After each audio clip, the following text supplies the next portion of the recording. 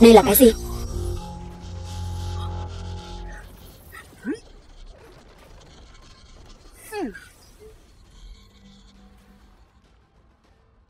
Ai dám xâm phạm Linh Sơn của tôi?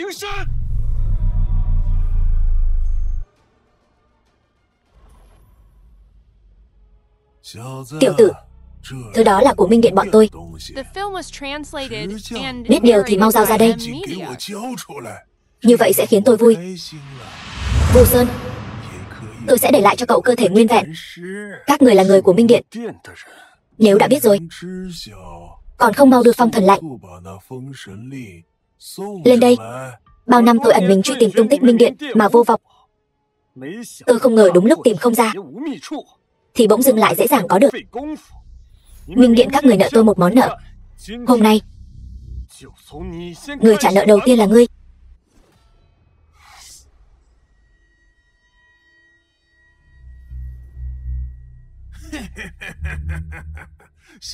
Các thuộc hạ lên nào.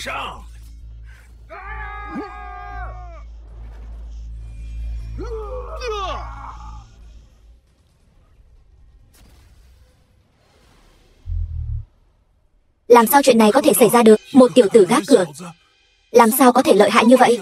Nói nhảm với kẻ gần cửa tử như ngươi làm gì?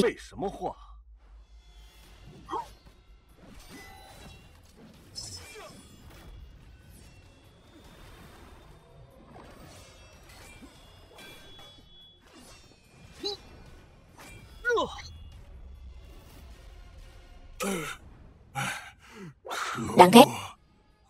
Tôi liều mạng với ngươi. Đại Minh Viêm Trảm.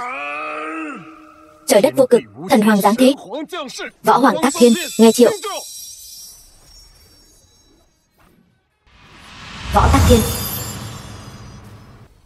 quỳ xuống. Không, trên nhân gian sao lại có thể có người như thế này? Không thể nào. Từ hôm nay trở đi, tôi chính là thần vương tối cao. Cung thỉnh Thế Tôn Bát Tướng Đại Đạo giáng lâm, cứu chúng sinh và chấm dứt vòng luân hồi. Như Lai tuân lệnh. Như Lai, đừng, tha mạng cho tôi. Lần sau tôi sẽ không dám làm như vậy nữa. Bây giờ cầu xin tha thứ thì đã quá muộn rồi.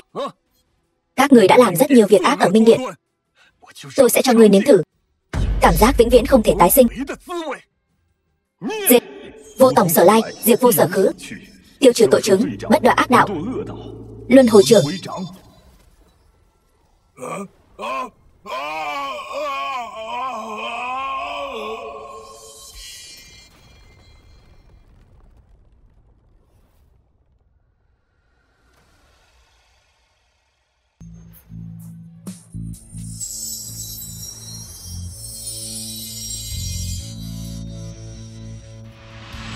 Thanh Liên, thuộc hạ đến cứu giá trễ, kính mong điện chủ trừng phạt. Chẳng sao, chỉ là một lũ rác rưởi mà thôi. Đứng dậy đi. Các người quay về trước đi. Chuyện tôi giao cho cô làm, cô làm đến đâu rồi? Xin lỗi đại nhân, chúng tôi vẫn chưa tìm ra tin tức của em gái ngài. Chỉ biết khi Minh Điện đang theo dõi cô ấy, một sự cố đã xảy ra, rồi từ đó cô ấy mất tích, không còn tin tức gì nữa. Ngược lại, đám người của Minh Điện suốt 5 năm không thấy tăm hơi, gần đây lại bất ngờ hoạt động trở lại. Minh Điện. Đúng rồi, thưa ngài. Còn một chuyện nữa, đó là về vị hôn thê của ngài, Thẩm Mặc. Chuyện gì đã xảy ra với cô ấy? Cô Thẩm trong suốt 5 năm qua, vì không chịu khuất phục trước em trai ngài, nên đã liên tục bị hai gia tộc Lâm và Đới chèn ép. Gia tộc Thẩm bây giờ đã đứng trên bờ vực sụp đổ. Trở lại Hải Thành, khởi hành ngay lập tức.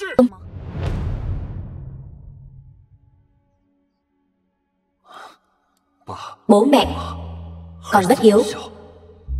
5 năm rồi, con cuối cùng cũng có thể về thăm bố mẹ một lần rồi. Hai người yên tâm, mối thù máu 5 năm trước của nhà họ Lâm chúng ta, con nhất định sẽ khiến những kẻ vong ơn bội nghĩa đó phải trả giá. Nhưng hôm nay ba sẽ làm chủ chuyện này, không thể trơ mắt nhìn nhà họ Thẩm bị hủy hoại trong tay chúng ta. Mau ký hợp đồng cho ba. Con không ký, mau ký đi. Con không muốn ký.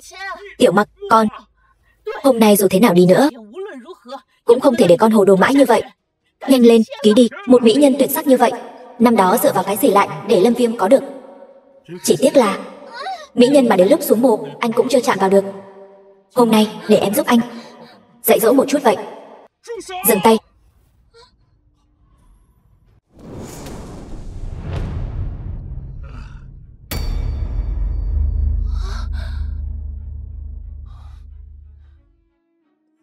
Anh là Lâm Viêm. Lâm Vũ Thiên lo lắng cho chị dâu của mình như vậy, thật đúng là đủ quan tâm đấy. Lâm Viêm, sao anh lại ở đây? Lâu rồi không gặp. Vẫn khỏe chứ? Em trai của tôi. Không thể nào. Không thể nào. Từ khi nào trong mắt em anh cũng trở nên đáng sợ như vậy rồi?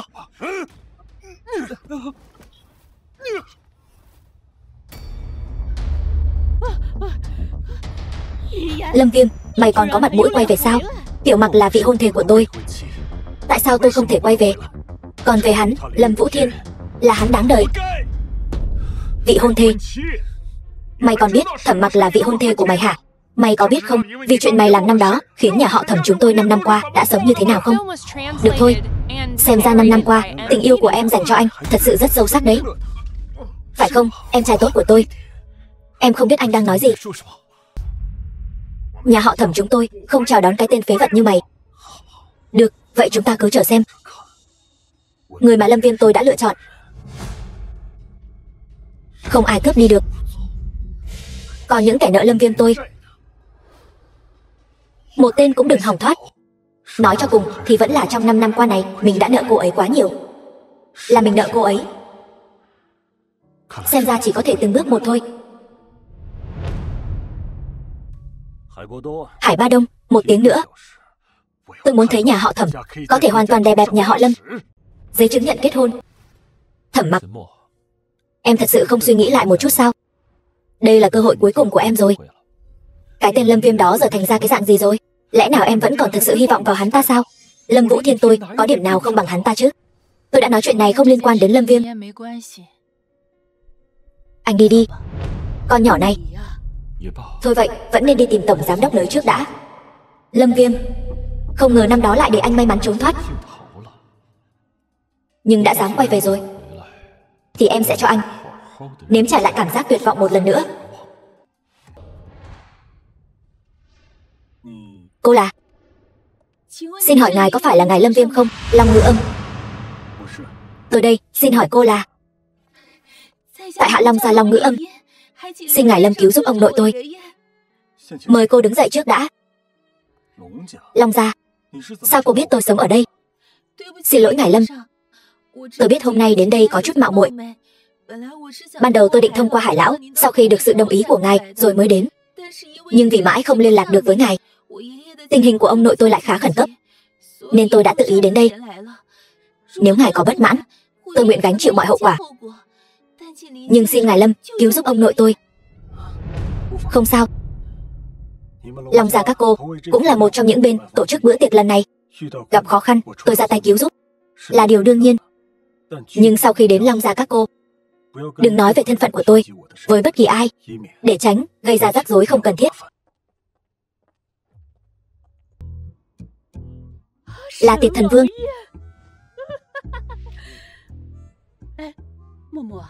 Tiểu Mặc, tối nay có một vị đại nhân vật sẽ đến.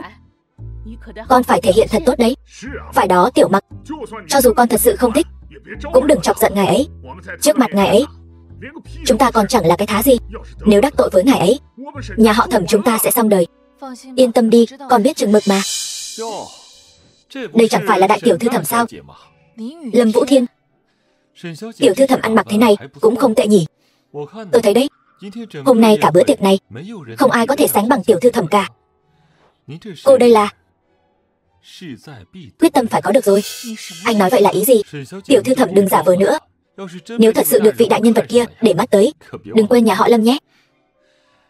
Sau này nhà họ Lâm còn trông cậy vào cô nâng đỡ nhiều đấy. Đừng lấy cái suy nghĩ nhỏ nhen của anh ra làm tôi ghê tởm. Chuyện của tôi còn chưa đến lượt anh phải bận tâm đâu, biết chưa? Này Tiểu Mặc. Tiểu Mặc,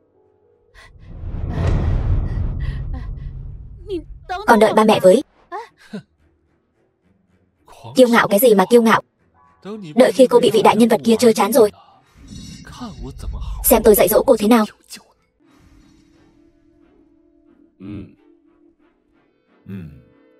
Rất tốt. Hôm nay thằng nhóc đới Mộc Bạch không đến, thật là trời giúp ta mà. Hôm nay con phải thể hiện thật tốt. Tương lai của đới gia chúng ta sau này sẽ hoàn toàn dựa vào con đấy.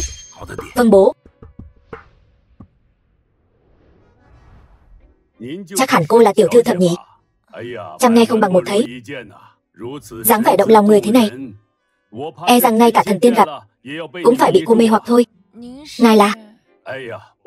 Xin lỗi cô Thẩm, vẫn chưa kịp giới thiệu bản thân. Tôi là gia chủ hiện tại của đới gia, đới Đại Đồng. Trước đây con trai tôi đã gây ra một số chuyện không vui với cô Thẩm.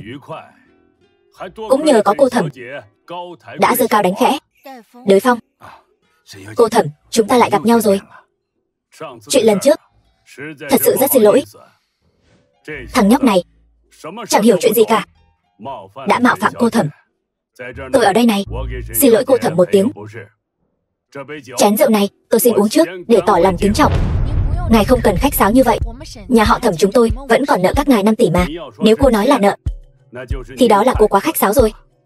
5 tỷ đó cứ coi như là món quà bồi thường chúng tôi tặng cho cô Thẩm. Ngoài ra hôm nay chúng tôi còn mang theo một món quà tặng cô. Đồ đâu? Đây này. Cô Thẩm, một chút tấm lòng không đáng kể, mong cô Thẩm đừng chê. Đây là, cái này gọi là Thiên Hoàng Từ, trị giá 2 tỷ. Cả Hải Thanh, thậm chí là Bắc Tỉnh của chúng ta cũng là bảo vật hiếm thấy. Chúng tôi tặng nó cho cô Thẩm, vẫn hy vọng cô Thẩm đừng vì một chút chuyện không vui trong quá khứ mà ảnh hưởng đến hòa khí. Trời ơi, 2 tỷ sao? Món đồ này còn đắt hơn cả một Thẩm gia chúng ta. Ngoài ra chúng tôi còn đặc biệt vì cô Thẩm chuẩn bị một món quà nữa. Vòng Long Phượng. Nó được chế tác từ hàn ngọc cực phẩm. 100 tấn hàn ngọc mới ra được một đôi vòng như thế này. Ý nghĩa của nó là trường trường cửu cửu, bách niên hòa hợp. Đới lão, ý tốt của ông tôi xin nhận, nhưng chiếc vòng này tôi không thể nhận. Đừng mà cô Thẩm, đây là món quà hôm nay tôi đã cẩn thận chọn cho cô và vị đại nhân kia. Mặc dù đối với vị đại nhân kia mà nói chẳng là gì cả, nhưng dù sao đi nữa, đây cũng là chút tấm lòng của đới gia chúng tôi, phải không? Tôi nói không cần thì là không cần, còn muốn tôi nói lại lần nữa sao? Đới lão có ý tốt như vậy, từ chối thế này e rằng không hay lắm. Tiểu Mặc, xem ra bộ quần áo này rất hợp với em. Người phụ nữ của anh phải rực rỡ chói mắt như thế này. Bỏ cái tay bẩn thỉu của cậu ra. Tiểu Mặc cũng là người cậu có thể chạm vào sao? Mẹ, thằng nhóc này là ai vậy? Dám cản rỡ như thế, ngay cả cô Thẩm cũng dám bất kính. Đúng là chán sống. Anh ta chính là một tên sát nhân, một tên điên. Không ngờ mày thật sự dám đến đấy. Em trai, anh, một tội nhân của nhà họ Lâm cũng dám đến. Tôi có gì mà không dám. Đúng là anh trai tốt của tôi. Cái gì? Chẳng lẽ hắn chính là Lâm Viêm, đại thiếu gia nhà họ Lâm năm đó sao? Thật sao? Chính là người đó, 5 năm trước phát điên làm loạn nhà họ Lâm, tên sát nhân đã ra tay với ba mẹ ruột sao? Không thể nào. Cậu là Lâm Viêm, ngồi không đổi họ, đi không đổi tên. Sao vậy? Ông cụ đới, chuyện 5 năm trước quên nhanh thế sao? Cậu nói gì? Tôi không hiểu. Không sao, hôm nay tôi sẽ cho mỗi người có mặt ở đây đều phải mở to mắt nhìn cho rõ Lâm Viêm này làm thế nào từng chút một lấy lại những thứ đã mất của mình. 5 năm qua em vất vả rồi, từ giờ để anh bảo vệ em.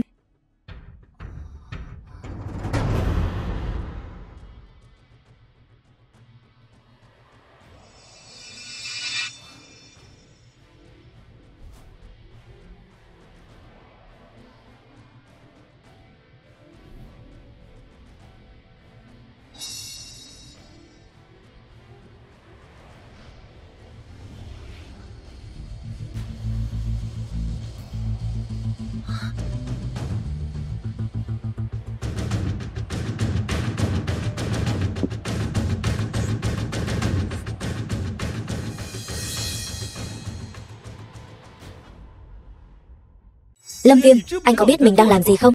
Vị trí đó chính là Hải lão chuẩn bị cho vị nhân vật quan trọng của hôm nay đấy. Anh ngồi lên đó, chẳng phải là muốn đi vào đường cùng sao? Lâm Viêm, anh làm gì vậy? Mau xuống đi. Lát nữa Hải lão đến sẽ trách tội anh đấy. Đúng vậy.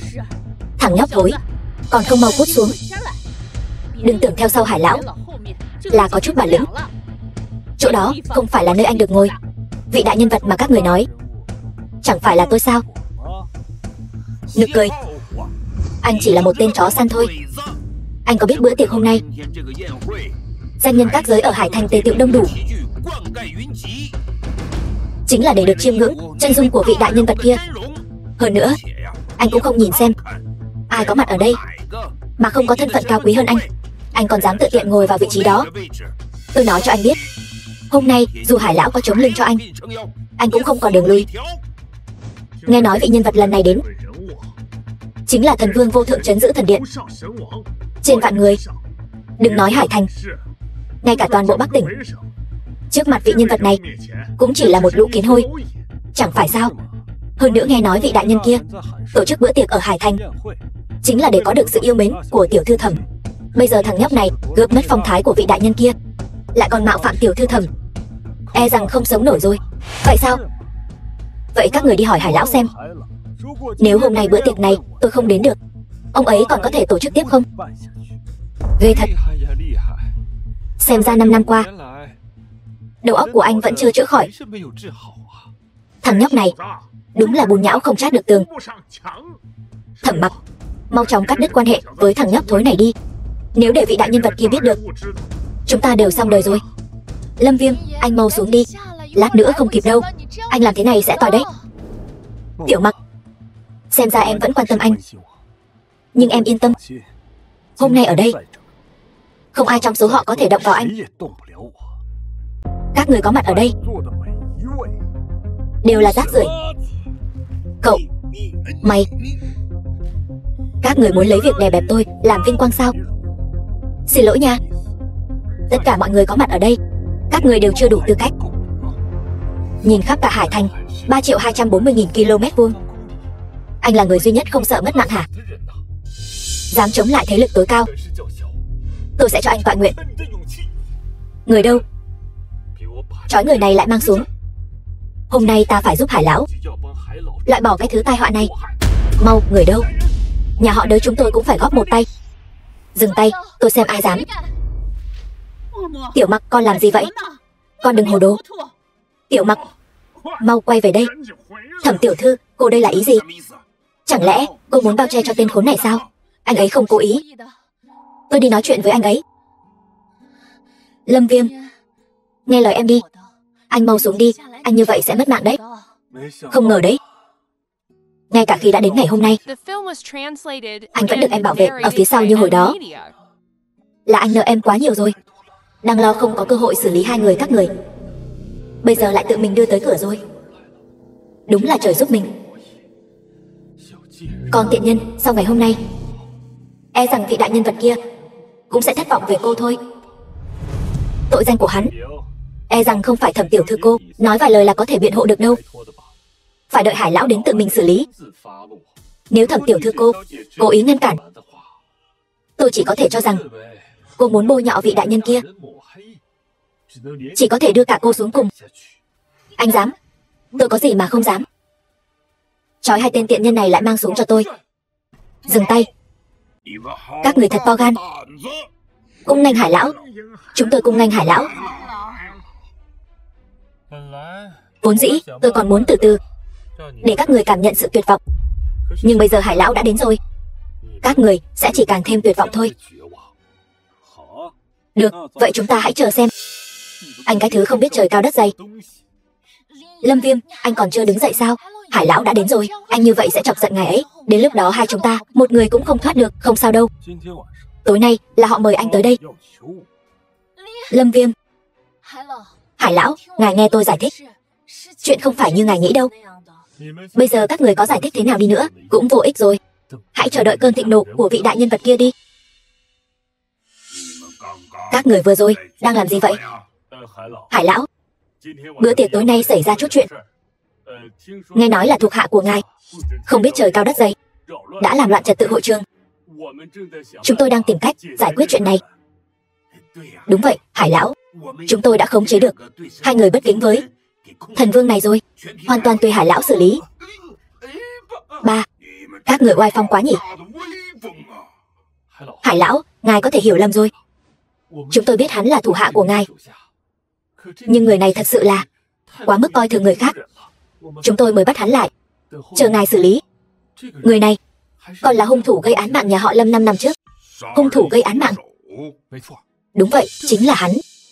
5 năm trước đã sát hại ba mẹ ruột, khiến nhà họ Lâm đại loạn, mà bây giờ lại bị thẩm gia ruồng bỏ, nên trong lòng sinh oán hận. Ở bên ngoài làm sằng làm bậy, lại còn dùng thân phận vô danh để mạo danh người khác.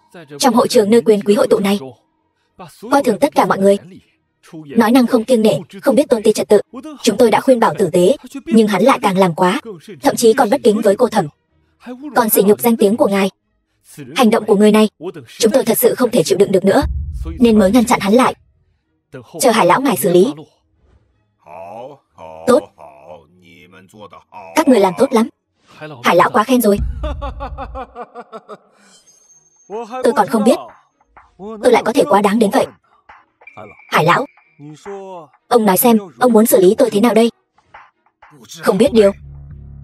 Hải lão, chỉ cần ngài ra lệnh, chúng tôi nguyện vì Hải lão mà cống hiến. Sẽ dọn dẹp kẻ vô lễ này đi, để không làm bẩn mắt ngài. Tôi thấy người nên bị dọn dẹp là các người mới đúng. Hải lão, ý là sao? Hải Ba Đông, tôi chơi đủ rồi. Lâm Viêm, anh điên rồi sao? Lâm Viêm, anh, cái đồ không biết phải trái, dám gọi thẳng tên của Hải lão.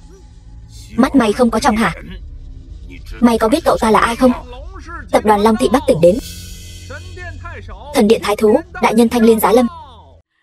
Lần này thì xong thật rồi. Nhà họ Thẩm chúng ta xong rồi. Chúng thần bái kiến thần vương. Đứng dậy đi. Thuộc hạ Thanh Liên, hộ giá đến muộn, xin chủ nhân trách phạt. Nhà họ Long Bắc tỉnh đến muộn, xin thần chủ trách phạt. Không sao, nếu các người đến sớm, làm sao tôi có thể chứng kiến tại buổi tiệc chuẩn bị cho tôi lại xảy ra một màn kịch thú vị như vậy chứ? Ngài Lâm, chuyện này lỗi là ở tôi. Tôi nhất định sẽ cho ngài một lời giải thích. Vậy ra, anh thật sự là thần vương. Anh chưa từng nói anh không phải, chỉ là các người không nghe mà thôi. Sao có thể như vậy? Anh dựa vào cái gì mà là vô thượng thần vương chứ? Anh chẳng qua chỉ là một kẻ bị nhà họ Lâm ruồng bỏ mà thôi. Nói ra thì tao còn phải cảm ơn mày nhiều đấy, em trai tốt của tôi. Nếu không phải năm đó mày hãm hại, nói không chừng tao còn chưa có thành tựu như bây giờ. Hãm hại? Anh dựa vào cái gì mà nói là tôi hãm hại anh? Vẫn không thừa nhận sao?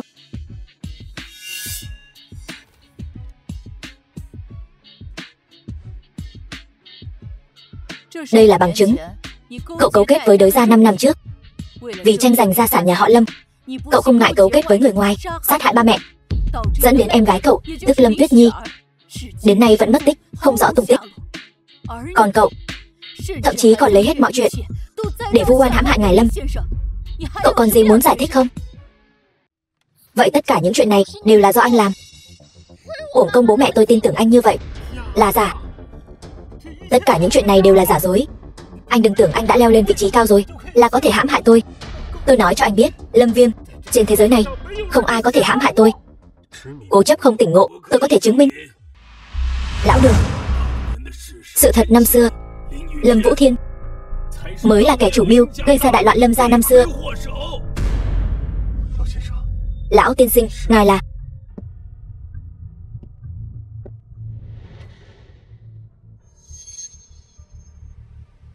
Ông là Lão Đường. Thiếu gia, ông còn sống. Thiếu gia, mau đứng dậy. Lão Đường, ông bị sao vậy? Chỉ là chút bệnh cũ thôi, không có gì đáng ngại. Năm xưa nếu không phải thiếu gia ra tay cứu giúp, e rằng lão phu hôm nay cũng sẽ không đứng ở đây. Ngài Lâm, vị này là ai vậy?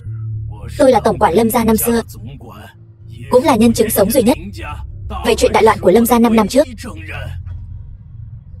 Chuyện này thì ra là vậy. Vậy sự thật năm xưa là gì?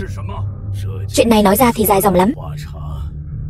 Nhưng 5 năm trước, mọi biến cố mà Lâm gia gặp phải, tất cả đều là do Lâm Vũ Thiên và âm mưu của Đới gia. Lâm Vũ Thiên cùng Đới gia đã dồn bố mẹ Lâm Viêm thiếu gia vào cửa tử và truy sát thiếu gia Lâm Viêm đến cùng. Nếu không phải thiếu gia ra tay cứu giúp, e rằng tôi cũng khó thoát khỏi số phận. Sau khi tôi tỉnh lại thì nghe nói thiếu gia và tiểu thư đều đã tử trận rồi, cho nên tôi đã bỏ trốn. Cho đến hôm nay mới tận mắt nhìn thấy thiếu gia Lâm Viêm. Năm xưa đều là do tôi phòng bị không tốt, mong thiếu gia Lâm Viêm trách phạt. Lão Đường, ít nhất ông bây giờ còn sống là tốt rồi. Người đâu? Đưa hắn xuống cho ta. Năm xưa khiến nhà tao tan cửa nát nhà, em gái tao đến nay vẫn bặt vô âm tín. Thế nào? Bây giờ sự thật đã rõ ràng rồi chứ? Mày còn gì muốn nói không? Em gái? Cô ta chẳng qua chỉ là một đứa trẻ mồ côi bị vứt bỏ mà thôi. Anh vậy mà thật sự coi cô ta là em gái sao? Điều khiến tôi ghê tởm nhất chính là lòng tốt vô dụng của các người. Lâm Viêm, tôi nói cho anh biết, chuyện tôi hối hận nhất năm xưa chính là đã không xử lý triệt để anh. Phải đó. Nhưng bây giờ hối hận thì đã muộn rồi. Mày cứ chờ sự phán xét của pháp luật đi. Ngài Lâm, ngài nghe tôi nói, chúng tôi bị oan mà. Tôi và Đới Phong thật sự là không biết gì cả. Vậy sao? Ý của các người là chuyện năm xưa không phải do các người chỉ đạo sao? Tuyệt đối chính xác thưa ngài Lâm. Chuyện đó là do một mình Đới Mộc Bạch hắn làm. Tôi thật sự không hề hay biết. Đến khi chúng tôi biết thì Lâm gia đã thành ra thế này rồi. Hơn nữa, Đới Mộc Bạch hắn cũng không hoàn toàn là người của Đới gia chúng tôi. Hắn chính là một đứa trẻ bị bỏ rơi mà Đới gia chúng tôi năm xưa tốt bụng nhận nuôi. Đây không thể hoàn toàn đại diện cho Đới gia chúng tôi được. Vâng, đúng vậy. Vậy khi các người biết Đới Mộc Bạch đã hủy hoại gia tộc họ Lâm của tôi, sát hại cha mẹ tôi, các người vẫn bao che cho Đới Mộc Bạch như vậy, cùng chịu tội với hắn. Cái này, nói đến đây, sao hôm nay không thấy Đới Mộc Bạch của gia tộc họ Đới các người đâu? Đúng, ngài xem, Đới Mộc Bạch này, hôm nay hắn không đến. Hắn chắc chắn biết ngài hôm nay sẽ đến. Hắn không dám đến gặp ngài, cho nên để hai cha con chúng tôi đến đây chịu tội thay hắn. Tâm địa hắn thật đáng bị trừng trị. Đúng vậy, ngài Lâm, xin ngài hãy cho chúng tôi thêm một cơ hội. Chúng tôi nhất định sẽ đưa Đới Mộc Bạch đến trước mặt ngài để nhận tội. Chuyện năm xưa, chúng tôi cũng nhất định sẽ cho ngài Lâm một lời giải thích rõ ràng. Chủ nhân, chuyện nhỏ này cứ giao cho tôi làm là được rồi. Không cần, cứ giao cho bọn họ đi. Tôi cho các người 2 ngày đưa Đới Mộc Bạch đến trước mặt tôi. Như vậy tôi sẽ không truy cứu quá mức tội lỗi của các người. Bằng không, cùng tội với hắn, đáng bị tru diệt. Sao lại là ngươi?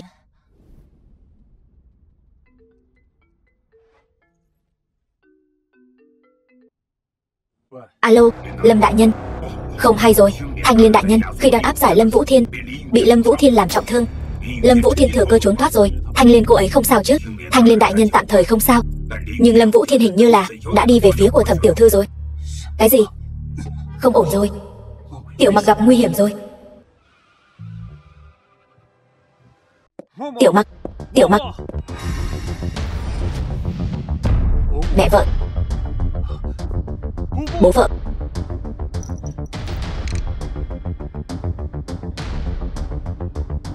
Alo ngài Lâm, tìm cho tôi. Dù có đào tung cả hải thành lên 3 tấc đất, cũng phải tìm cho ra Thẩm Mặc mang về cho tôi. Mỹ nhân, thế nào rồi? Không ngờ lại nhanh như vậy. Cô vẫn rơi vào tay tôi. Buông ra, cô càng kêu tôi càng hưng phấn. Thần Vương Vô Song thì sao chứ? Không phải vẫn không bảo vệ được vợ của mình sao? Hơn nữa tôi nói cho cô biết, với thủ đoạn hiện tại của tôi có thể nghiền nát Lâm Viêm trong nháy mắt. Thế nào? Có muốn đi theo tôi không? Anh đừng hòng, Lâm Vũ Thiên, đồ khốn nạn nhà anh. Cô đủ mạnh mẽ đấy. Cô càng kêu tôi càng hưng phấn. Thân hình tốt như vậy, cho hắn thì tiếc lắm. Ai đang giả thân giả quỷ vậy? Thần binh thiên tướng, nhập linh thể ta, trợ trận sát địch. Cút ra đây cho tao. Mày cút ra đây cho tao.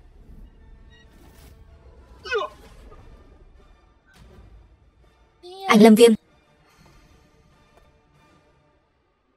Lâm Viêm. Không ngờ mày lại đến nhanh như vậy. Lâm Vũ Thiên, mày dám động vào nữ nhân của tao. Quả thực là không muốn giữ mạng. Không muốn giữ mạng. Hôm nay tao sẽ giải quyết hết bọn mày. Như Lai. Nghe lạnh. Đây là cái thứ gì vậy? Ngươi cho rằng danh hiệu vô thượng thần vương của tao là gọi chơi thôi sao? Như Lai. Tội nghiệp của hắn đáng bị tru diệt. Khốn nạn. Hôm nay ta sẽ cho bọn mày nếm thử tiên dược mà đại thần tiên ban cho tao.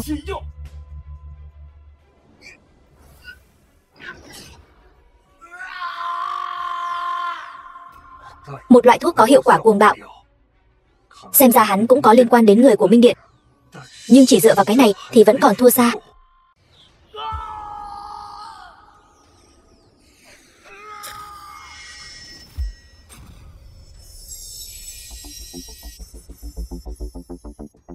Cái này không thể nào. Sao đây có thể là sức mạnh mà phàm nhân có được chứ? Tao đâu có nói hắn là người bình thường. Hắn là thần đấy. Như Lai, kết thúc đi. Rõ. Vô tổng sở lai, diệt vô sở khứ, tiêu trừ tội chứng, bất đọa ác đạo, luân hồi trưởng. Không. Tao không phục.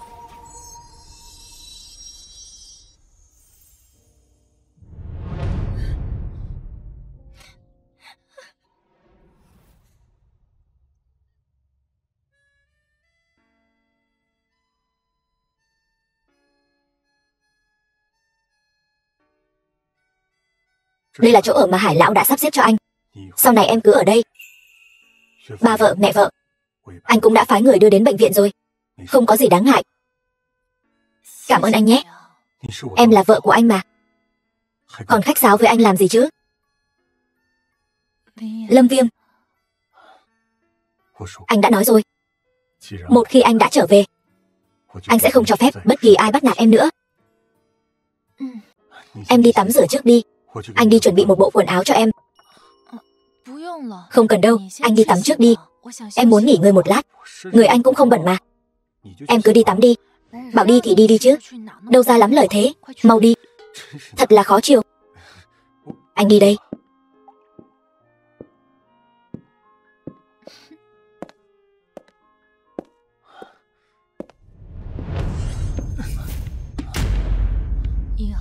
Từ nay về sau, em đã thuộc về anh rồi.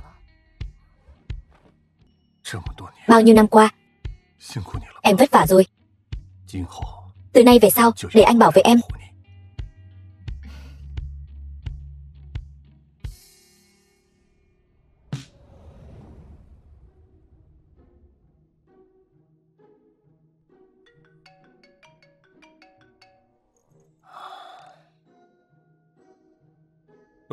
Alo, sao vậy? Alo, ngài Lâm. Nhà họ Đới xảy ra chuyện rồi. Cái gì? Sao vậy chồng? Không có gì, anh phải ra ngoài một chuyến. Em ở nhà nghỉ ngơi đi. Đi đâu vậy? Cho em đi cùng với. Cho em đi cùng. Chúng ta đã hú hí như vậy mà em còn sức sao? Ghét quá đi. Em không quan tâm, dù sao anh cũng phải đưa em đi cùng. Nếu anh không đưa em đi cùng thì làm sao đảm bảo an toàn cho em đây? Nói cũng đúng, không thể để người khác nắm được nhược điểm. Được, em đi cùng anh đi. Đi đâu vậy? Nhà họ Đới. Có ai không?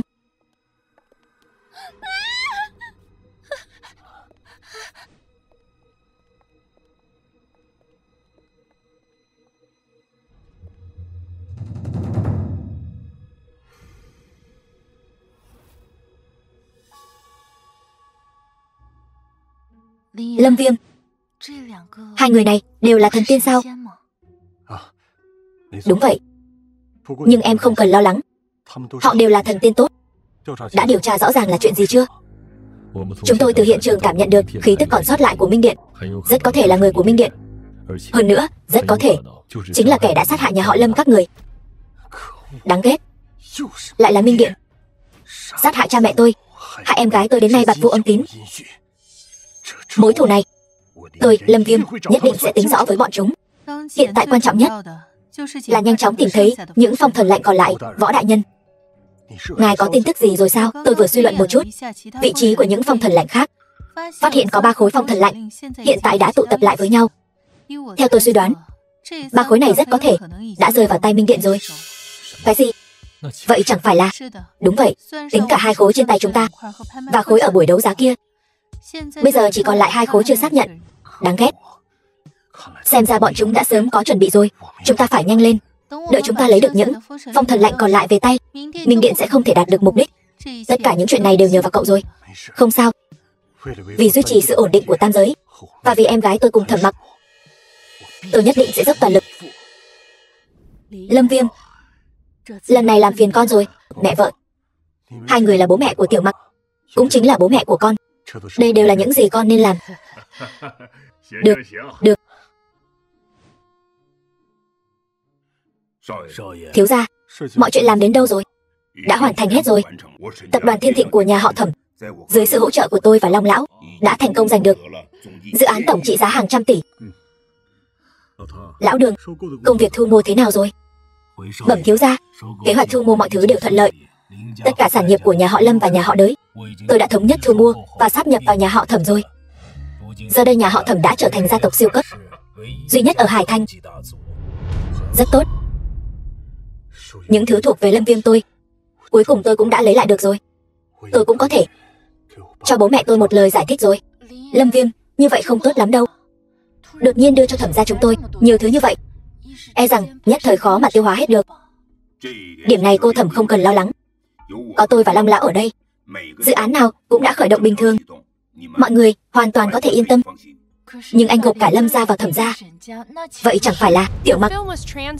Không có gì không ổn cả. Em với anh còn phân biệt gì nữa?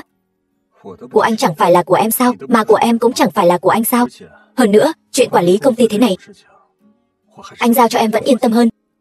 Em cứ coi như một chút tấm lòng của anh dành cho em thôi. Cảm ơn nhé.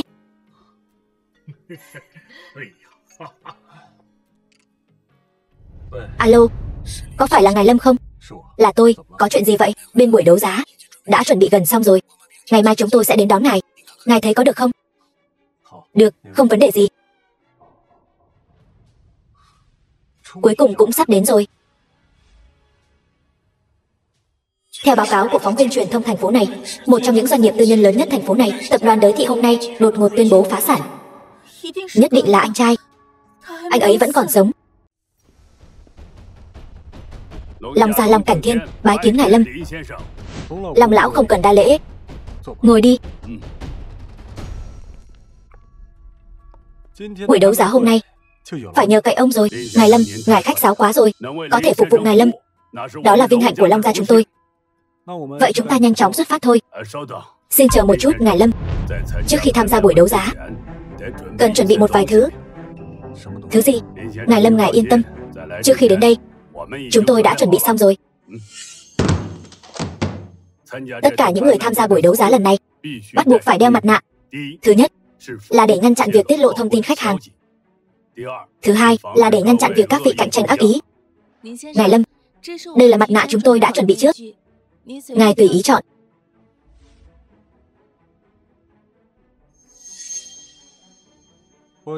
Vợ tôi và Đường lão cùng đi với tôi, có được không? Toàn quyền theo sự phân phó của ngài Lâm. Đây là một chút tấm lòng của Long gia chúng tôi. Buổi đấu giá lần này của ngài Lâm, tất cả chi phí đều do Long gia chúng tôi chi trả. Như vậy không tốt lắm đâu. Ngài đừng khách sáo với chúng tôi nữa. Mau nhận lấy đi. Có thể phục vụ ngài Lâm, đó là vinh hạnh của Long gia chúng tôi. Đây là thứ gì vậy? Đây là thẻ hắc kim. Toàn bộ đế đô chỉ có 3 gia tộc lớn mới có tư cách sở hữu thứ này. Mà ai sở hữu nó thì đại diện cho việc người đó có thể điều động toàn bộ tài sản của cả gia tộc. Vậy chẳng phải là nói ngài đưa thẻ hắc kim cho chúng tôi thì chẳng khác nào đưa cả Long gia cho chúng tôi rồi. Đúng vậy. Nhưng trước mặt ngài Lâm, cả Long gia chúng tôi e rằng cũng chẳng đáng nhắc đến. Trời ơi, tôi vốn tưởng công ty chúng ta đã khá lợi hại rồi.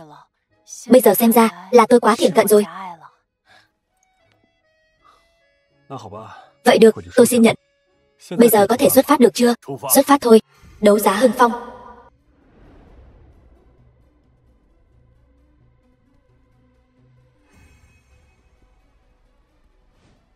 Xem ra lại là mấy nhân vật lớn đến rồi. Lát nữa đấu giá kết thúc, cô đi bắt chuyện thử xem. Biết đâu là vị thiếu gia nhà giàu nào đó chưa kết hôn thì sao? Mấy người này sao nhìn quen thế nhỉ?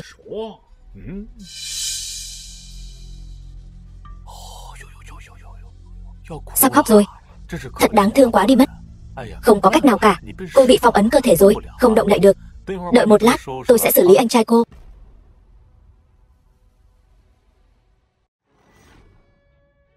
Chào mừng quý vị tham gia buổi đấu giá thường niên của Hưng Phong Lâu chúng tôi.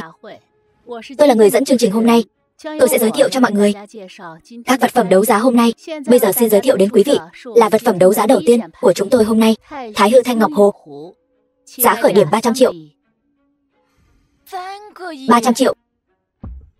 Giá khởi điểm đã là 300 triệu rồi. Thẩm tiểu thư không cần ngạc nhiên. Những người có thể đến hội trường này, không ai không phải là thế gia đại tộc đến tranh bảo vật. Số tiền này đối với ngài mà nói, chẳng phải là hạt cát sao? Nói thì nói vậy, nhưng cái này đắt quá. Dương Tiễn, cho mượn Hỏa Nhãn Kim Tinh. Không thể nào. 300 triệu thôi mà làm gì náo loạn thế? Mấy người này chắc không phải là một lũ nhà quê chứ. Ngay cả 300 triệu cũng không lấy ra được. Lúc vừa mới vào cửa còn làm ra vẻ hoành tráng như vậy. Nếu là tôi, đã sớm tìm một góc trốn đi rồi, để khỏi mất mặt. Không phải đâu, Tiểu Mặc. Không cần để ý đến bọn họ. Chúng ta không cần phải để ý bọn họ. Huống chi chỉ là một cái bình bình thường thôi. Dùng 300 triệu để mua nó, thật sự hơi đắt. Ý gì vậy? Ý của thiếu chủ chắc là cái Thái Hư Thanh Ngọc Hồ này không xứng với tên gọi nhỉ? Đúng là như vậy. Ngài ở đây là có thể nhìn ra cái bình này thật hay giả. Chỉ là may mắn thôi. Vị tiên sinh này ra giá 400 triệu. Còn ai ra giá cao hơn không? 400 triệu lần thứ nhất, 400 triệu lần thứ hai, 400 triệu lần thứ ba. Chốt. Chúc mừng vị tiên sinh này đã có được Thái Hư Thanh Ngọc Hồ. Tiểu thư đằng kia, tôi thấy cô rất hứng thú với cái này. Nếu cô thích, tôi có thể tặng cho cô. Không cần đâu, cảm ơn. Đừng khách sáo mà. 400 triệu đối với tôi chẳng là gì cả. Cứ coi như kết bạn. Cô ấy nói không cần rồi. Cậu không hiểu sao? Vị mỹ nữ này tính tình nóng nảy thật đấy. Tôi thích. Chúng ta có nên thêm thông tin liên lạc không? Tìm hiểu sâu hơn một chút.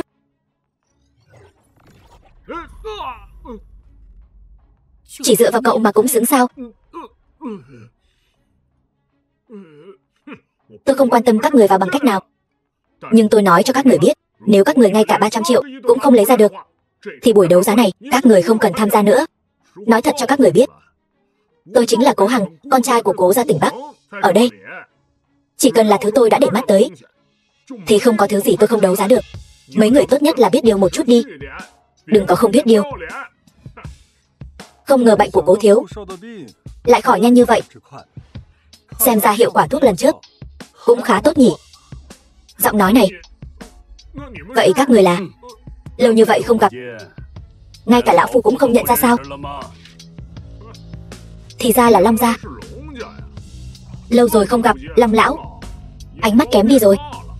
Sao lại để cháu gái của ông đi cùng với cái phế vật Lâm gia này?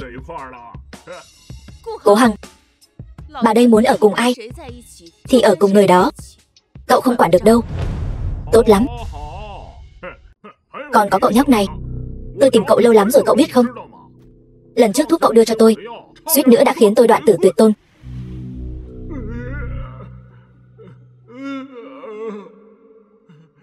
Lâm Viêm, tôi với cậu chưa xong đâu. Mối thù này tôi nhất định sẽ bắt cậu phải trả lại gấp trăm lần.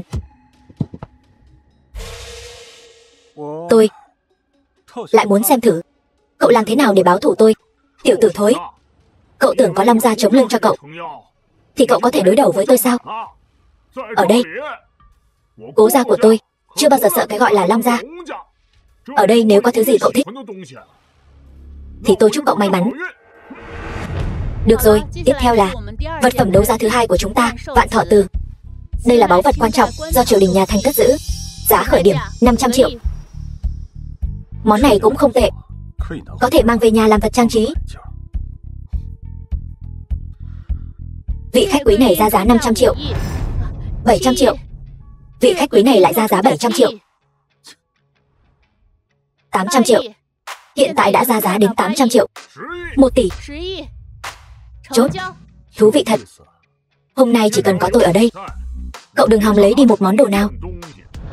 Ngài nhìn chúng thứ gì cứ việc mua, không cần lo lắng chuyện tiền bạc. Tôi chỉ đấu giá chơi thôi. Là hắn ta nghiêm túc thôi. Ý của anh là anh cố ý sao? Vậy hôm nay anh đến đây là vì cái gì vậy? Ngày hôm nay có lẽ là vì khối đá cuối cùng mà đến đúng không? Đá? Một khối đá có thể đáng giá bao nhiêu tiền chứ? Đúng vậy. Mục đích của anh chính là vì khối đá cuối cùng đó. Hơn nữa, phải không tiếc bất cứ giá nào. Được rồi, tiếp theo là vật phẩm đấu giá áp chót của buổi đấu giá này. Đây là một bức tranh sơn thủy bị thiếu. Đây chính là một trong hai món cuối cùng được đưa ra trong buổi đấu giá này. Là thứ mà quản sự của chúng tôi tình cờ có được. Vì vậy, chúng tôi cũng theo yêu cầu sẽ không đặt giá khởi điểm. Đã nói là đồ bị lỗi rồi mà. Thế chẳng phải ai mua thì người đó là kẻ ngốc sao? Đúng vậy. Hơn nữa đây là hai món đấu giá cuối cùng của ngày hôm nay. Chẳng có món nào gọi là đỉnh hết. Tôi nghĩ buổi đấu giá hôm nay cũng sẽ kết thúc tại đây. Người kiếm được nhiều nhất hôm nay vẫn là người đó. Gần như toàn bộ hội trường đều bị anh ta thầu hết. Thật lợi hại. Mau kết thúc đi. Thật là quá nhàm chán. Xem ra Long gia đối với cậu cũng không quá coi trọng cậu nhỉ. Đến cuối cùng rồi, đến cả một món cũng không đấu giá được. Đợi sau khi buổi đấu giá kết thúc, xem tôi xử lý cậu thế nào. 1 triệu, vị khách quý này ra giá 1 triệu. Còn ai ra giá cao hơn không? 1 triệu. Chỉ là một món đồ bị lỗi, ngay cả đồ vài trăm nghìn ngoài phố cũng không bằng. Cái kẻ ngốc này lại bỏ ra 1 triệu. Hôm nay hắn chẳng đấu giá được gì cả. Tôi nghĩ hắn bỏ tiền ra mua sự an ủi thôi. 1 triệu để đấu giá một món đồ bị lỗi. Lâm Viêm, cậu không chỉ có mắt nhìn kém, mà đầu óc cũng có vấn đề nữa. Nhưng cũng đúng, hôm nay cậu chẳng đấu giá được gì cả. Sợ mình quá mất mặt sao? Thế thì cậu cũng không cần phải đấu giá một món đồ bị lỗi chứ. Ngài Lâm, đây là một món đồ bị lỗi, mua về cũng không đáng tiền. Đúng vậy thưa ngài, thứ này mua ngoài lề đường còn đẹp hơn nó. Không cần thiết phải lãng phí số tiền này đâu. Mọi người đừng nói nữa. Tôi tin Lâm Viêm. Tôi cũng tin chủ nhân. Vẫn là hai người có mắt nhìn đấy nhỉ. Thế nào? Còn theo nữa không? Nếu cậu không theo, món đồ này sẽ là của tôi đấy. Theo. Cho dù là đồ bị lỗi, tôi cũng sẽ không để cậu dễ dàng có được. 10 triệu, 20 triệu, 25 triệu, 30 triệu, 50 triệu, 100 triệu. 100 triệu sao? Một món đồ bị lỗi mà lại đẩy lên tới 100 triệu. Chẳng phải là tăng gấp 1000 lần sao? Vì là thứ thiếu gia đã để mắt tới, chỉ có thể nói rằng giá trị của bức tranh đó vượt xa 100 triệu. 100 triệu. Đấu giá một món đồ bị lỗi mà đến chó cũng không thèm. Đầu óc cậu bị úng rồi. Thiếu gia cố. Thế cậu còn theo nữa không? Hôm nay bổn thiếu gia tâm trạng tốt, ban cho cậu chút đồ ăn. Quả nhiên chỉ có phế vật mới đi tìm phế vật. 100 triệu. Còn ai ra giá cao hơn không? 100 triệu lần thứ nhất, 100 triệu lần thứ hai, 100 triệu lần thứ ba. Chốt. Bức tranh này bây giờ thuộc về vị tiên sinh này. Mang nó đến đây. Thưa ngài, ngài không cần đích thân đến lấy đâu. Chúng tôi sẽ có người chuyên trách mang đến cho ngài. Cậu sẽ không hối hận đấy chứ? Nếu tôi là cậu, bây giờ tôi sẽ quỳ xuống đất, tự tát vào mặt mấy cái đi, rồi nhìn nhận rõ thân phận của mình đi. Cậu chút giận lên một bức tranh làm gì chứ? Không thể nào. Chẳng lẽ ngài Lâm trong cơn tức giận muốn hủy bức tranh này sao? Không. Cái bức tranh này chẳng lẽ là...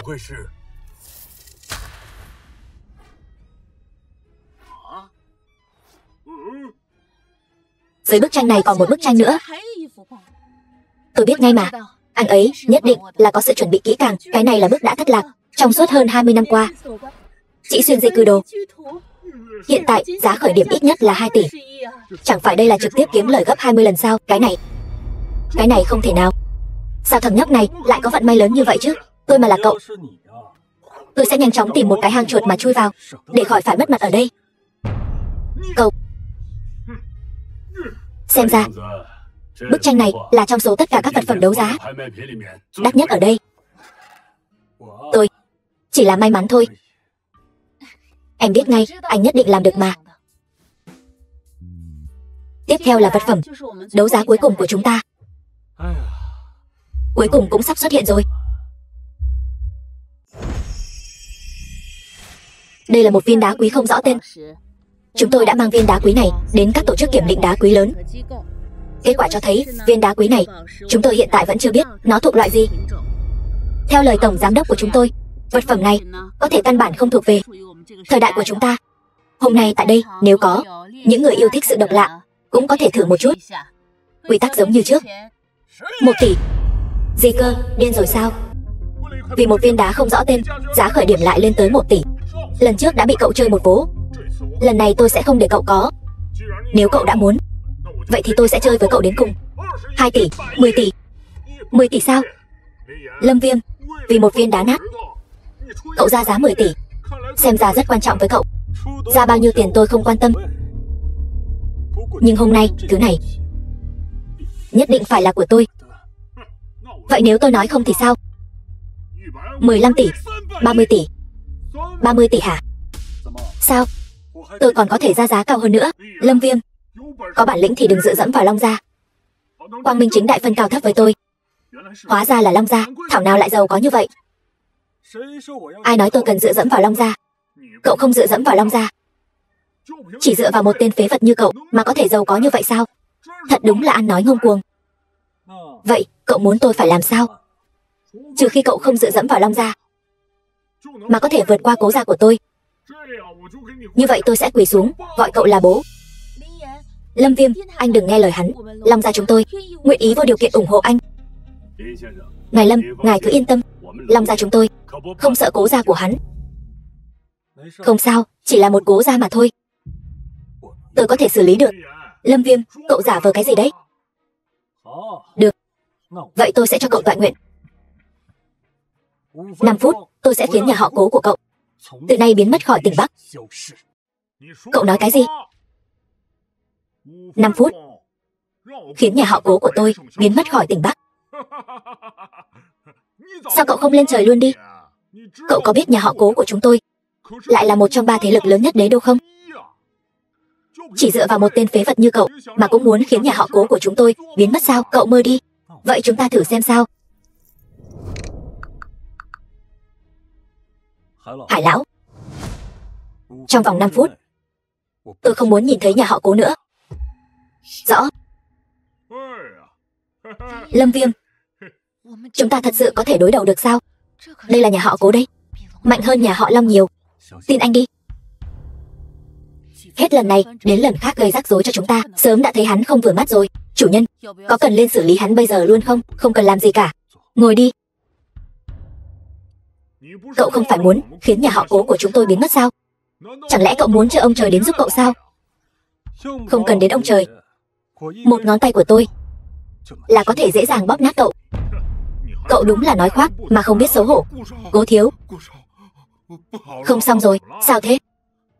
Gấp cái gì mà gấp, nói đi. Tập đoàn Cố Thị. Tập đoàn Cố Thị xảy ra chuyện rồi. Tập đoàn xảy ra chuyện rồi. Lão gia vẫn luôn mắng chửi. Không biết thiếu gia đã chọc giận Hải lão bằng cách nào, dẫn đến tập đoàn Cố Thị đột nhiên bị tấn công. Các đại lý lớn đều đồng loạt ngừng hợp tác với chúng ta. Nhà phân phối và đối tác nhượng quyền đều bỏ chạy hết. Tập đoàn rối như tơ vò. Giá cổ phiếu của tập đoàn liên tục lao dốc. Thiếu gia, cậu mau về đi. Nếu không về nữa, nhà họ Cố sẽ phá sản mất. Chuyện gì thế này? Không thể nào. Rốt cuộc đây là tình huống gì? Thế nào rồi? Phục chưa? Cậu, là cậu. Không thể nào. Sao cậu có thể khiến nhà họ Cố phá sản được? Điều này tuyệt đối không thể. Mau đi điều tra cho tôi. Rốt cuộc là ai đang tính kế nhà họ Cố của chúng ta? Mau đi. Thiếu gia, nhà họ Cố đã phá sản rồi. Món đồ cổ cậu mua ở đây e rằng cũng không có tiền thanh toán rồi. Cậu, sao cậu có thể quen biết Hải lão được? Cố Hằng, không phải là tại sao anh ta quen biết Hải lão, mà là Hải lão vốn dĩ nghe lời anh ta. Cái gì? Hải lão? Người đến Hải Thành đón tiếp là cậu sao? Lâm Viêm. Không, bố Lâm. Ngài tha cho tôi đi, bố Lâm. Tôi sai rồi, ngài là người lớn không chấp nhặt kẻ tiểu nhân, ngài hãy tha cho tôi đi. Cậu vẫn nên nghĩ xem, hôm nay cậu làm sao ra khỏi cái cửa này đây. Mau, người đâu? Mau kéo hắn ra ngoài, bảo hắn thanh toán hết các khoản nợ trước đó đi. Ngài tha cho tôi đi, tôi không dám nữa. Xin tha cho tôi đi, bố Lâm, tôi sai rồi. Bây giờ có thể tiếp tục chưa? Được, tôi trả 30 tỷ. 30 tỷ. Còn ai trả giá cao hơn không? 30 tỷ lần thứ nhất, 30 tỷ lần thứ hai, 30 tỷ lần thứ ba, 100 tỷ. Thưa ngài, mặc dù chúng tôi không đặt giới hạn tăng giá, nhưng 100 tỷ này có phải là quá cao rồi không? Giá này không phải là tùy tiện hô đâu. Hay là ngài xem, tôi nói 100 tỷ thì là 100 tỷ. Sao cảm thấy người này quen thuộc thế nhỉ? Vị bằng hữu này, nói thật không giấu gì, tảng đá này chỉ có ích với tôi. Thực tế không đáng giá nhiều tiền như vậy đâu. Anh xem, chỉ bằng thế này. Anh nhường tảng đá này cho tôi, sau đó tôi nhất định sẽ sai người gửi đến anh một món quà lớn. Anh thấy thế nào? Thật trùng hợp. Tảng đá này thì sao? Tôi cũng rất thích nó. Bất kể tốn bao nhiêu tiền, tôi đều không quan tâm. Dù sao thì tôi căn bản là sẽ không trả số tiền này.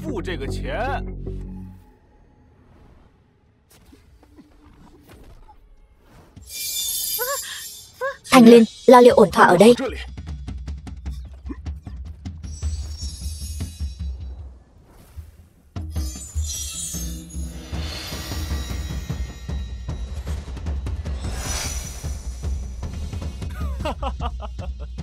Lâm Viêm, mày đừng tưởng tao không biết. Mày cũng vì thứ này đúng không? Nhưng chỉ dựa vào mình mày thì không thể đấu lại tao đâu. Thiên địa vô cực thần hoàng giáng thế, võ vương Tắc Thiên, nghe triệu, bát tướng đại đạo thế tôn, cứu giúp chúng sinh diệt luân hồi, Như Lai nghe lạnh.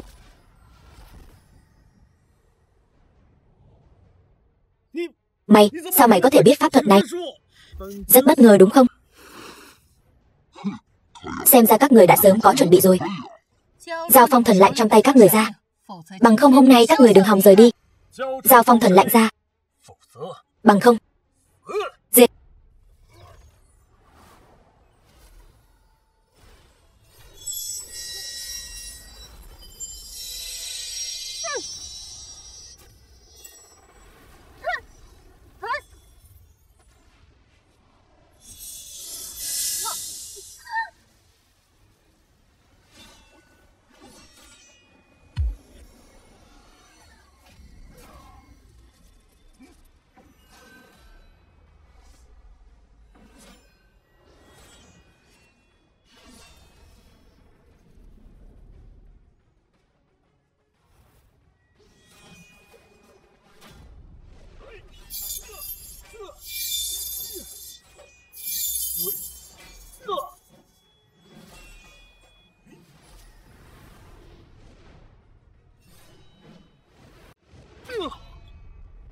Đới Mộc Bạch, tao chờ khoảnh khắc này rất lâu rồi. Năm đó mày sát hại cha mẹ tao, bắt em gái tao. Hôm nay là lúc nên giải quyết tất cả rồi. Ai bảo Lâm gia các người cứ không nghe lời khuyên như vậy. Nếu sớm giao em gái mày ra, cũng sẽ không đến mức nhiều người ngã xuống như vậy. Nói đi, em gái tao đâu rồi? Em gái mày bây giờ chắc là ra đi thảm hại trên phố rồi nhỉ?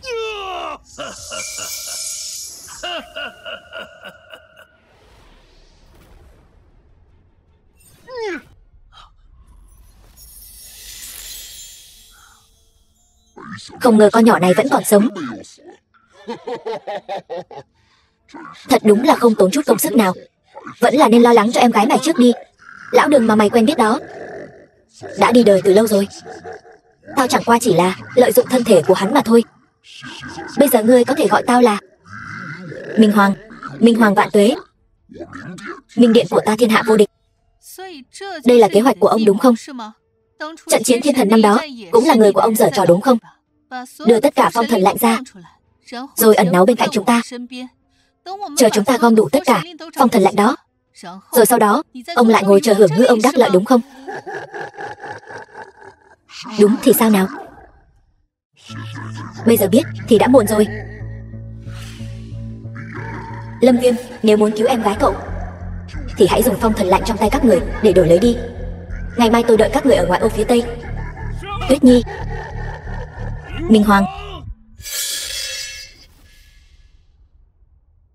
hôm nay nếu không phải tôi sơ suất để đao quỷ chạy thoát, em gái cậu cũng sẽ không bị bắt đi. Không sao, ít nhất bây giờ tôi đã xác nhận em gái tôi vẫn còn sống. Chúng ta bây giờ có phong thần lạnh trong tay, bọn họ nhất thời cũng không dám làm gì em gái tôi. Chuyện đã đến nước này cũng chỉ có thể đi đáp lời hẹn trước thôi. Lâm Viêm, tôi dạy cậu một pháp chú, cậu nhất định phải nhớ kỹ. Nếu ngày mai xảy ra bất trắc, chúng tôi nhất định sẽ dốc hết sức bảo vệ em gái cậu. Chỉ cần cậu thầm đọc đoạn pháp chú này. Pháp chú gì? Pháp chú thúc đẩy phong thần lạnh. Gì cơ? Đại đạo chí thủy, thiên địa vô cực, huyền âm tế dương, tam giới hợp nhất. Nhưng tôi vẫn là người phàm, có thể thúc đẩy phong thần lạnh sao? Cậu chỉ cần ghi nhớ đoạn pháp chú này, những thứ khác ắt sẽ tự nhiên khai thông. Được. Có vài chuyện đã đến lúc phải kết thúc rồi.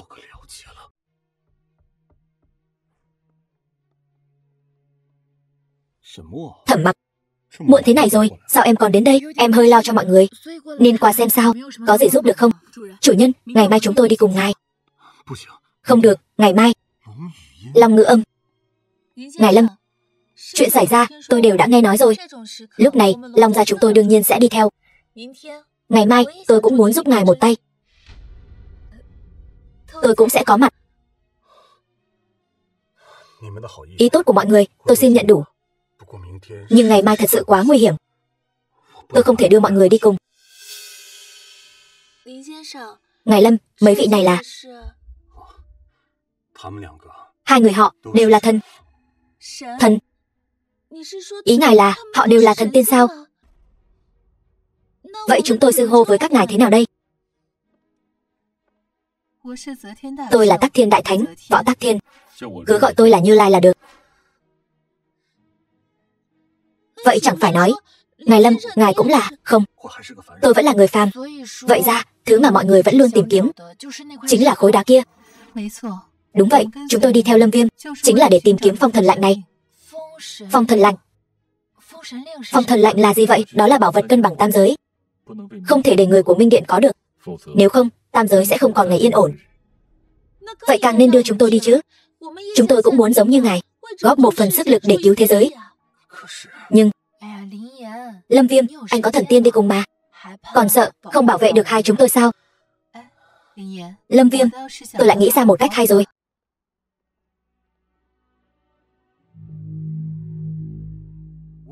Tôi đến rồi, mau giao em gái tôi ra đây. Muốn tìm em gái cậu? Không thành vấn đề. Trước tiên hãy hoàn thành giao dịch giữa chúng ta. Phong thần lạnh ở đây. Muốn thì ông hãy thả em gái tôi ra trước. Cậu không có tư cách ra điều kiện với tôi.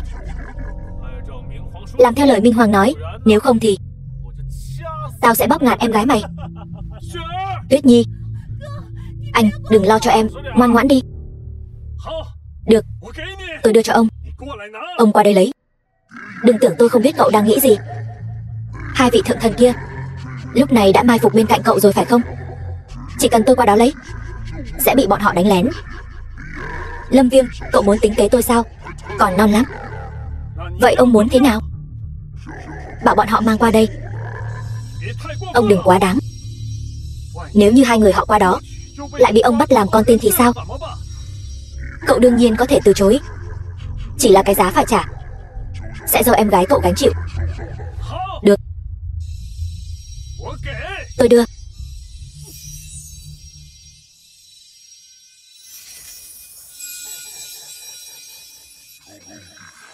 Cuối cùng mình cũng đợi được ngày này.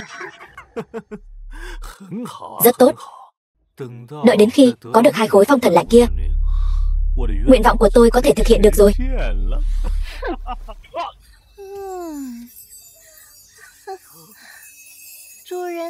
Nguyện vọng của chủ nhân quả thực sắp thành hiện thực rồi. Tại sao? Đúng vậy, bởi vì ông cũng là vật phẩm cần thiết để chủ nhân thực hiện giấc mơ.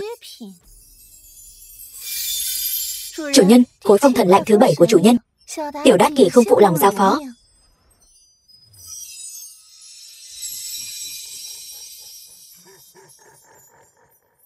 Lâm Viêm, tiếp theo chỉ còn lại khối cuối cùng này thôi. Tuyết Nhi, chẳng lẽ em ấy cũng là... Dừng tay. Ông đã nói sẽ tha cho em gái tôi. Lâm Viêm, cậu vội gì? Đợi tôi lấy được thứ tôi muốn là sẽ thả em gái cậu ngay.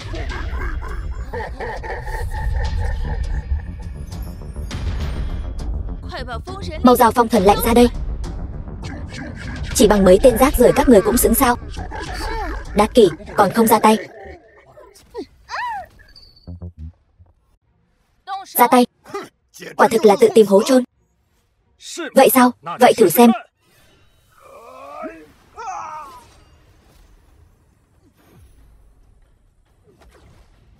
The film was translated and narrated by M Media. Anh, cẩn thận. Đừng hung dữ như vậy mà. Chiêu này đối với tôi không có tác dụng gì.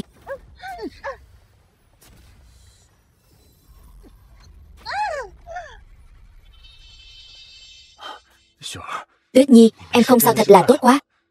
Anh trai, những năm nay em chịu thiệt thòi rồi.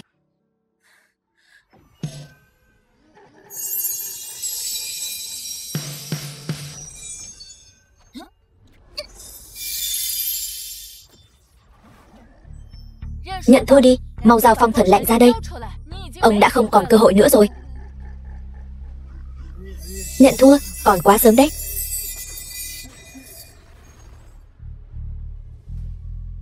Ông muốn làm gì?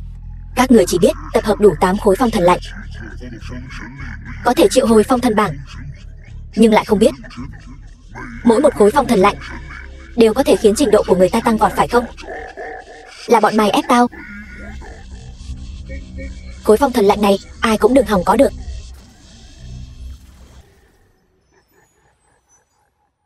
Cho dù không có phong thần bảng, bây giờ tao cũng vô địch thiên hạ rồi.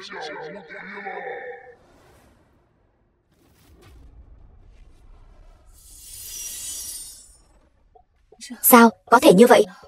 Không ngờ đã phá vỡ xiềng xích của ma hoàng, đạt đến tầng cấp đó rồi sao? Nếu quả thật là như vậy thì e rằng ở hạ giới đã không còn ai địch nổi nữa rồi. Bây giờ cho dù không có phong thần bảng thì đã sao chứ? Tao bây giờ vẫn vô địch thiên hạ. Lâm Viêm, cậu mau dẫn bọn họ đi khỏi đây. Chúng tôi cản hắn lại cho cậu. Yên tâm, hắn muốn tiêu diệt chúng tôi không dễ vậy đâu. Cậu đi trước đi, rồi truyền tin lên thượng giới. Đến lúc đó, để đám lão già bên thượng giới đến xử lý hắn. Không có phong thần lạnh, hắn không thể lên trời.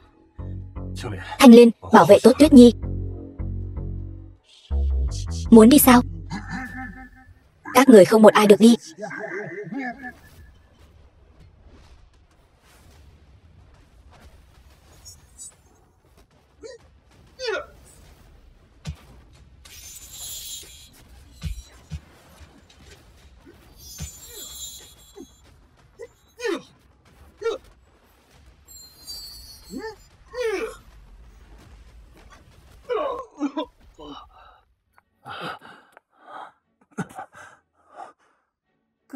Anh trai, thực ra phong thần lạnh không thể nào dễ dàng bị hủy diệt như vậy. Chỉ cần có bất kỳ một mảnh phong thần lạnh nào có thể đánh thức chúng là được rồi. Thực ra có một chuyện em vẫn chưa nói cho anh biết. Thực ra em là do phong thần lạnh hóa thành. Năm đó đa tạ mọi người đã thu nhận em và đã cho em rất nhiều hồi ức tươi đẹp. Tuyết Nhi, chẳng lẽ em muốn ban đầu chính là vì em hại anh Viêm nhà tan cửa nát? Bây giờ hung thủ ngay trước mặt, cho dù chúng ta bỏ chạy vẫn sẽ bị bắt trở lại. Lần này để em bảo vệ anh, được không? Cái gì? Phong thần bảng vậy mà đã khôi phục rồi. Đúng là trời giúp mình mà.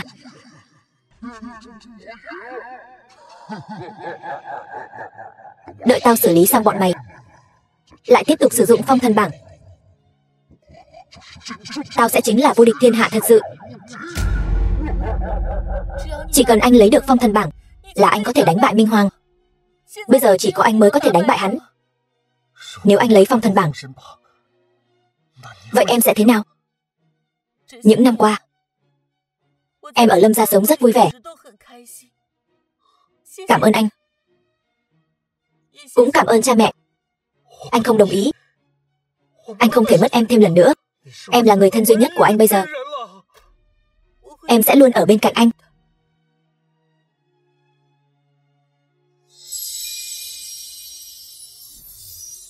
Không. Đừng mà. Được rồi. Lâm Viêm, tụi mày đã bại trận rồi. Chỉ cần mày giao phong thần lạnh ra, tao sẽ xem xét cho các người ra đi một cách thoải mái. Tao nhất định sẽ khiến mày phải trả giá. Đại đạo chí thủy, thiên địa vô cực, huyền âm tế dương, tam giới hợp nhất. Không hay rồi. Mày, sao mày lại biết cái này? Tội nghiệp mày đã phạm quá nặng. Hủy Lâm gia, làm hại nhân gian. Chờ đợi mày chỉ có một kết quả cuối cùng. Đó chính là sự hủy diệt dành cho mày. Tiểu tử thối, chỉ dựa vào mày mà cũng muốn đánh bại tao sao? Có bản lĩnh thì quang minh chính đại đánh một trận với tao. Chúng thần tam giới nghe lệnh. Chu ma quần vũ, loạn thần chi tranh. Sát.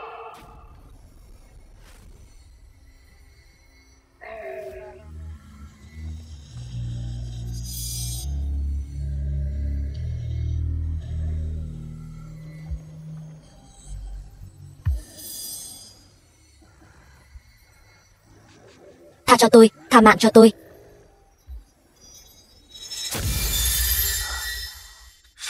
Cuối cùng cũng kết thúc rồi.